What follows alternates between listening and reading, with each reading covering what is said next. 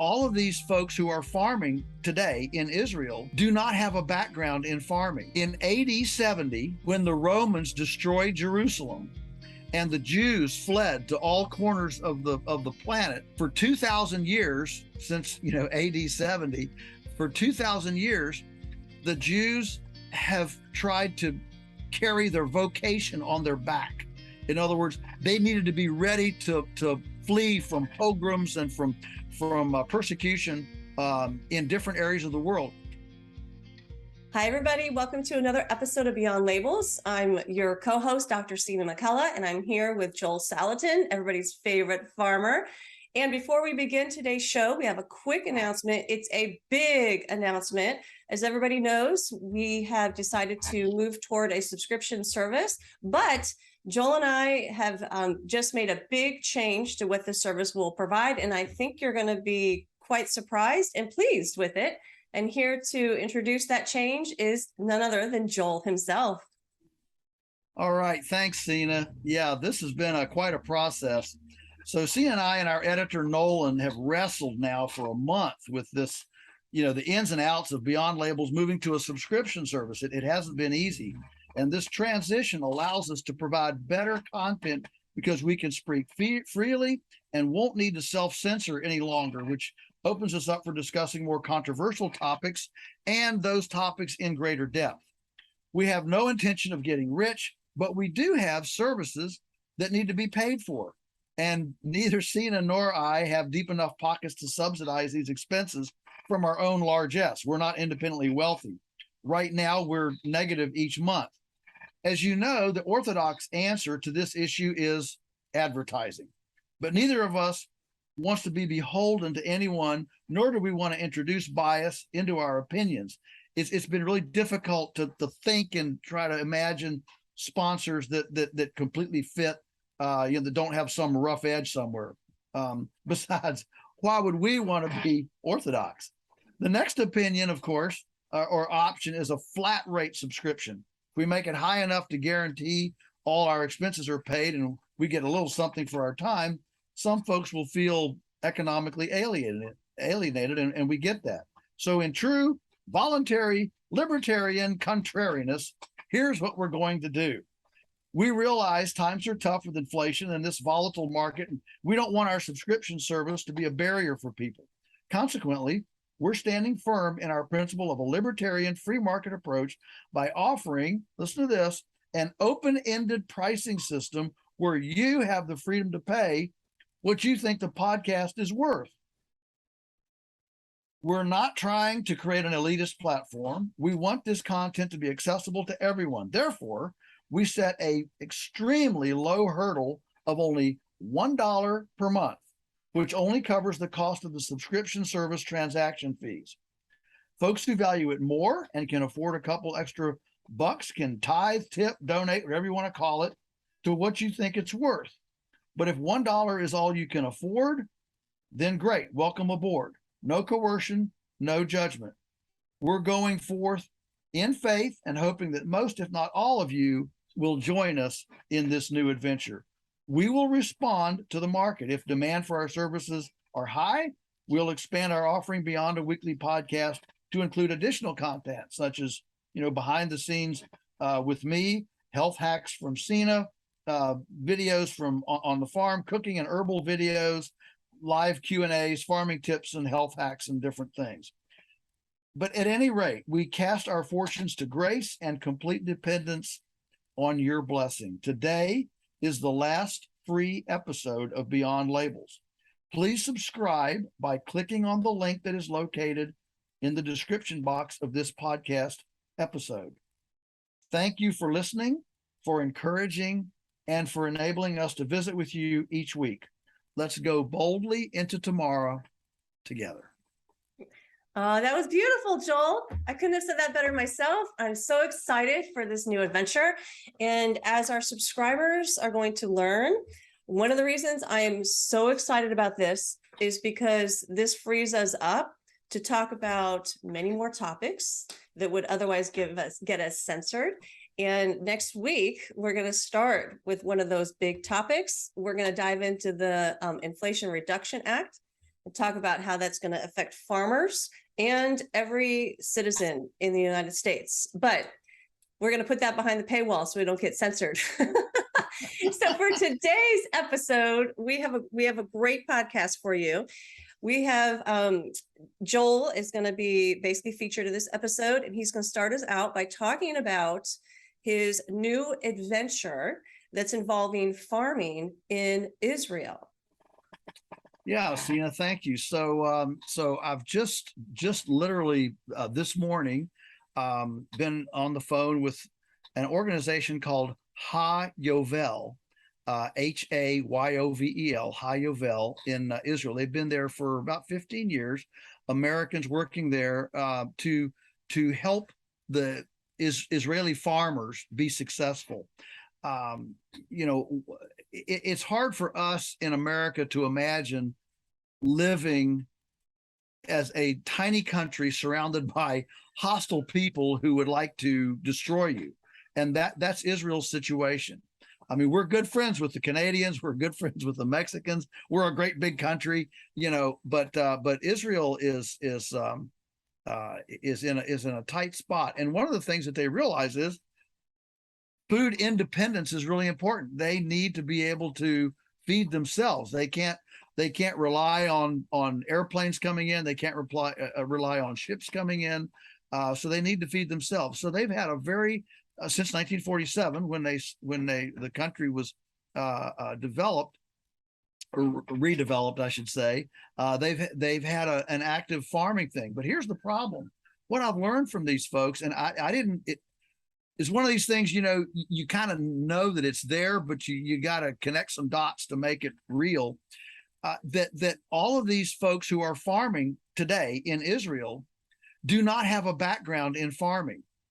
In AD 70, when the Romans destroyed Jerusalem and the Jews fled to all corners of the planet, for 2,000 years, since, you know, AD 70, for 2,000 years, the Jews have tried to carry their vocation on their back. In other words, they needed to be ready to flee from pogroms and from persecution in different areas of the world. And that's why they became bankers and jewelers and fixers of clocks and watches and you know, traders in gemstones and things, because the tools of all those trades, you could put it in a little bag, you know, whether it's banking, jewelry, clock fixing, those kinds of things, those artisanal trades, all the tools can be packed in a little bag, and you can flee for your life easily. And so for 2,000 years, the Israelites, Israelis, have never farmed. They've just not been farmer. Now, you know, certainly they have some gardening, and obviously they have their food culture, but they've not been farmers because they didn't want to get tied to land that was hard to, you know, that they couldn't take with them anywhere. And so here, when all these Jews began coming back to the homeland, to Israel, we have diamond dealers and bankers and jewelers out there, you know, trying to plant vineyard and, you know, handle sheep and all that. And so they have, unfortunately, while they're extremely clever, they've been fairly much at the mercy, if you will, of the Orthodox information. And they're struggling. They're really struggling. And so anyway, it's going to be exciting to go over. I'll go over next February, it looks like, and spend about a week. And I'm going to be learning the first 3 or 4 days, and then I'll be encouraging and doing some seminars the last couple of days with farmers there to help them to be able to do their controlled grazing better. Right now, they're feeding their cows a lot of chicken manure.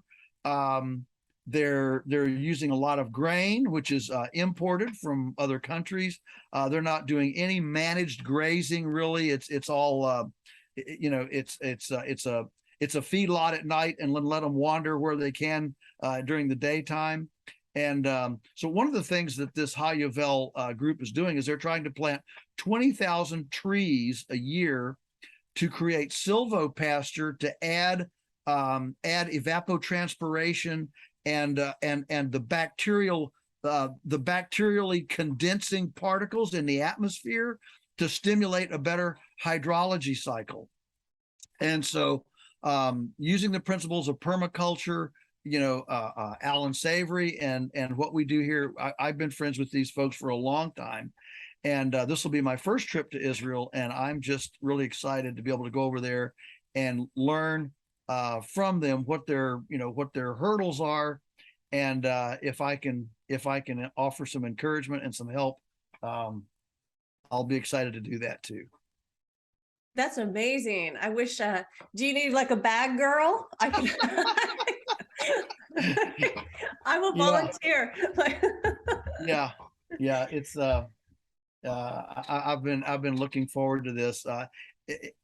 Interestingly, if you've watched the news, you know that Israel has been one of the leading, vaccination requirement places. They've kind of led that effort, and nobody in this outfit who lives there has been vaccinated, and so they have been able to stay under the radar and not be vaccinated from day one. So that was now really you just outed them. Like yeah. Well, there are others. Yeah.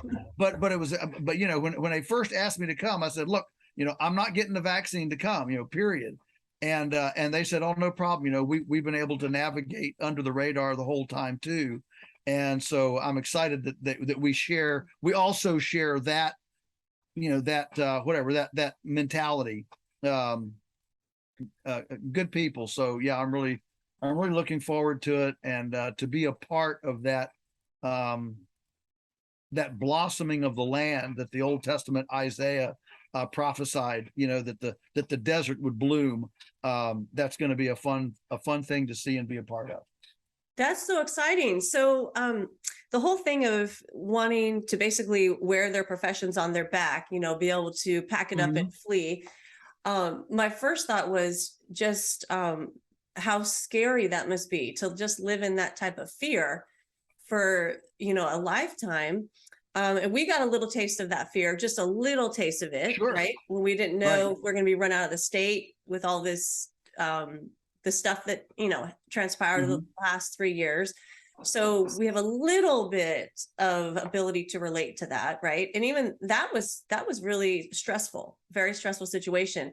So my question for you is, if you know already, so now it seems like the people who you're interacting with over there in Israel, they're laying down roots, right? I mean, you can't pack up your farm on your back, right?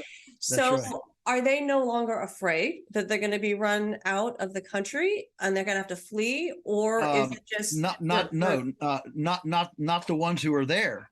The ones who don't live in Israel, yes, they are, and they're not farming. But it's the Israelis who have returned to Israel, who are, yes, absolutely are putting down roots. And as you know, these are ancient roots. This was the promised land, and they're putting down ancient roots in that land. No, they ain't going anywhere. I've got news for the world.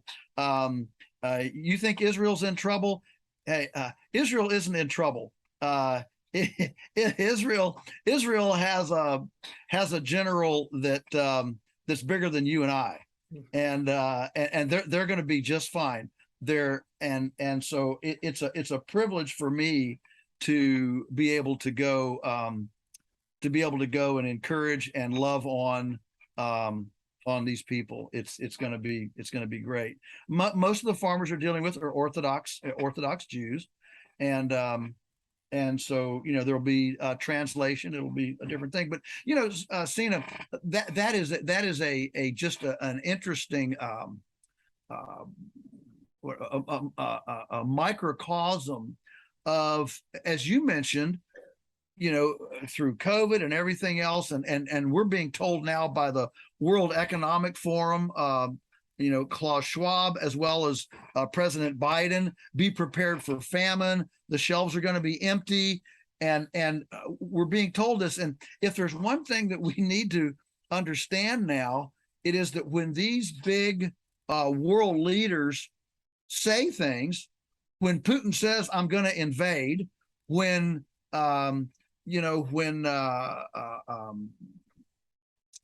when the World Economic Forum draws a dry run of a global pandemic, and the language is exactly what we ended up seeing 2 years later on the news, thinking people need to understand when these people, whether it's Bill Gates or Klaus Schwab or Joe Biden, when they say these things, they're not just blowing smoke. This is a in literature we call it a foreshadowing. It's a foreshadowing of people who know things, and so there is a burgeoning.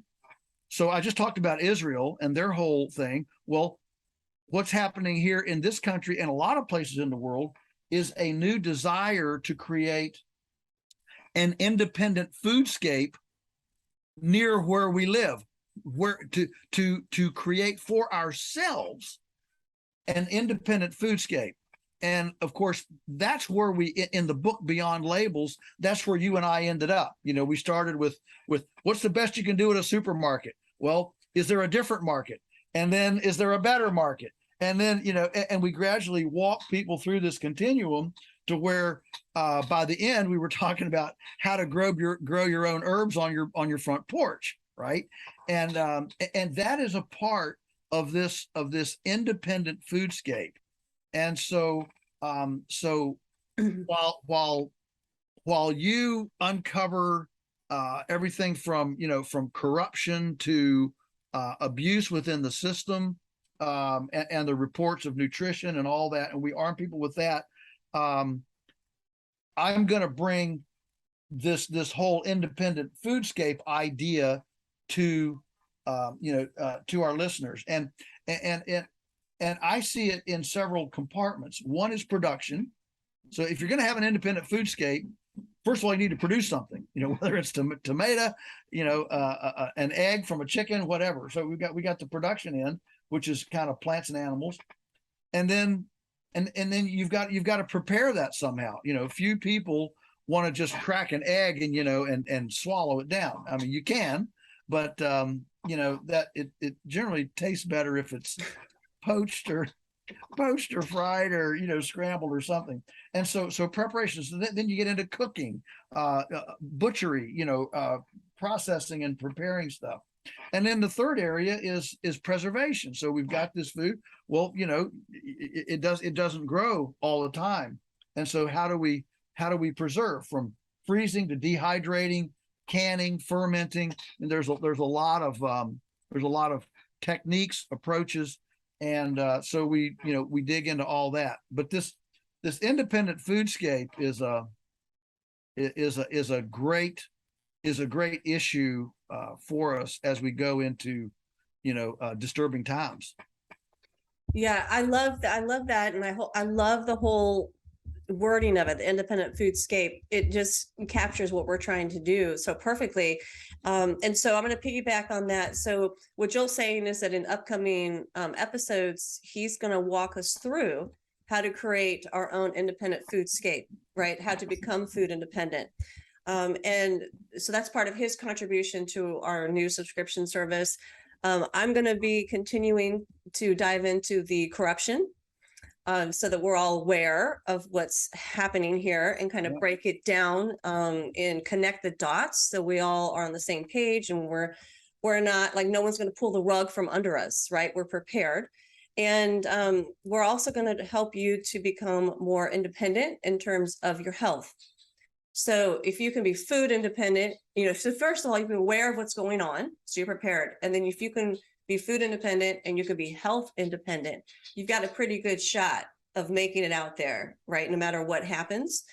So these are the things that we're going to try to provide under this new subscription service. And now we have the ability to do it because we're not afraid to get censored there.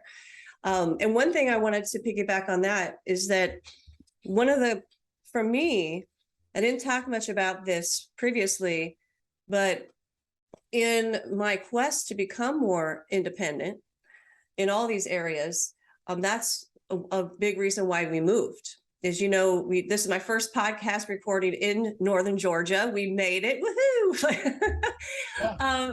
And I just knew. It looks like Sina, it looks like all the dog beds, were appropriated for the new location, and they have adapted very, very well. They have, yes. If you're watching this on the video, you can see all my numerous dog beds hanging out around us. And they love it here because obviously because I'm here, but they're ready. We're renting right now as we look for land, and my dogs are so ready to be out of this rental and be run free again on the land. But yes, so we're adapting. But one of the big reasons why we moved is because I kept praying about I feel very unsettled, and I kept praying about, what do you want me to do? Where am I going to go? And the answer I kept getting was, you need to build your local tribe. Like you and I are building this online tribe, which is fantastic, so that we don't feel alone, right? We're not the only people on the fringe out here. We're not crazy by ourselves, right? Right. And we can support each other through knowledge and emotional support. But it's also great to have that local tribe, for obvious reasons. And now that we moved here, I can tell you that I feel a lot calmer. Like just this sense of peace that's come about. And just a real quick example. So we've been welcomed with open arms in the community here. The community is so rich, and my kids have friends now. We've got friends. So I went to my first homesteader meeting with my girlfriend, Mandy. She's the one that helped with the cooking demo at our last summit. And I tell you, Joel, it's amazing when you get together with these homesteading groups. It's a type of camaraderie and community that I've never experienced before. They're all so helpful. There's no judgment, nothing like that. Mhm. They're all just there to help each other. And they were talking about starting a seed exchange, right? Because they do seed saving. And I thought, okay, first of all, I don't even know how to save seeds, but I'm sure I can Google it and learn, right? But then I thought, well, I just moved here. I don't have any plants. So how am I going to participate in the seed saving? And so I said to them, can I just buy some seeds from you so I can start my own garden? And they said, absolutely not. We are just going to give you the seeds that you need to start your garden. We'll give you all the seeds you need. And I almost just started crying because I've never had that type of just generosity and love, like this outpouring of love. I mean, these are just really great. I love these homesteaders in general, right? It's just a different mentality. I just love it. So anyhow, my point is that might be part of you becoming more independent, is trying to find this local tribe. It doesn't necessarily mean you have to move to find that local tribe. You can plug into like Weston Price has those chapters, right? You can plug into the chapter meetings. Like they have them all over the place, like all over the country. So you can go onto their website and tap into one of their local meetings and just plug in with those like-minded people. But that would be my first tip for somebody to start with this independence, is find your local tribe, as local as possible. And that Weston Price, those chapters might be a good start since they're already widely distributed. Yeah, and if you're not afraid to just talk about these things, you will find people whose ears perk up. Sure, there'll be people that, you're a bit of a wacko, but there will be people whose ears perk up, and there have been lots of relationships like this started just because share your heart, don't be afraid to share your heart. Some people will laugh at you, but there will be others who totally embrace it and say to you, I've been wanting to say this all my life. When I wrote the book Marvelous Pigness of Pigs, basically a faith-based view of creation stewardship. that book had been in me for a long, long time. And I didn't say a whole lot about it, but I can tell you, I can't tell you how many people have come up to me and said, I have thought this way all my life, but I didn't have the words to say it. And I was afraid to say it. And you gave me voice. Well, each of us can be a voice for somebody else that's intimidated by society, by expectations, by perceptions, by things. And a lot of times that quiet person in the room is actually screaming inside, why doesn't somebody say something about, being responsible for your own health, or not trusting the government to fix all your problems? Why doesn't somebody say that? And when you just mention it, there's this, the angels sing. It's a good thing. And so don't be intimidated and don't back up. Just speak your truth into people you encounter, and pretty soon that will bring to your doorstep. It'll bring to your doorstep the kind of people that you want to that you want to hold hands with. Nobody wants to go through crisis alone. Mm-hmm. Nobody wants to go through crisis alone. It's a lot easier going through crisis holding hands with somebody. And so think of it that way. If there's going to be crisis, if there's going to be crazy times, who do I want to hold hands with? And if I don't have that person, help me find that person. And you're not going to find that person by sitting on your hands, being quiet, and being intimidated. You're going to find that person by speaking your truth into the community, and you'll find that person.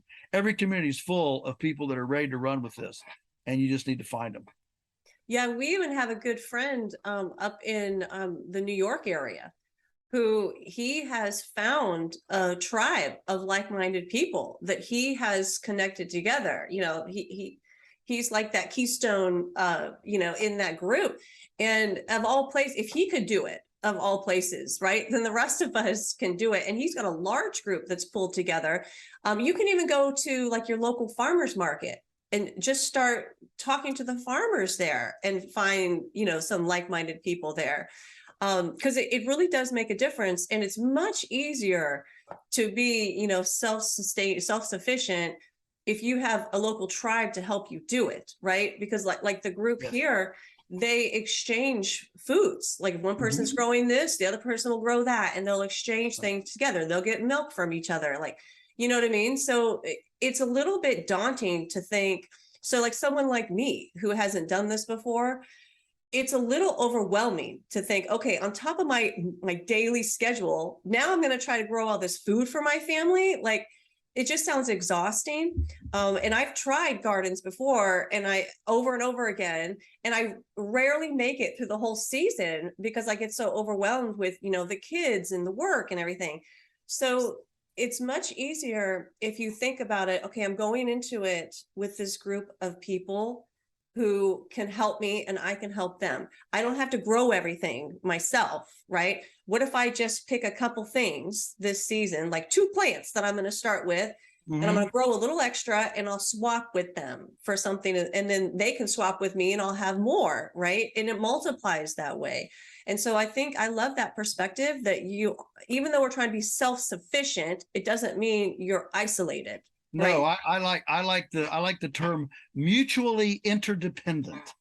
Mutually interdependent is what people ask me. Why don't you grow all your feed for the chickens or your pigs or whatever? And we've had questions here. We'll dive into some of these in the future about all this. And the truth is, you're not good at everything, and you don't enjoy everything. Yeah. So and it's time consuming. It is. It's very time consuming, and experimentation learning is expensive. It's expensive emotionally. It's expensive economically, and so I'm a big believer in incrementally doing what you really want to do, and then develop relationships with people who do what you don't like to do. There are people that the thing that you wake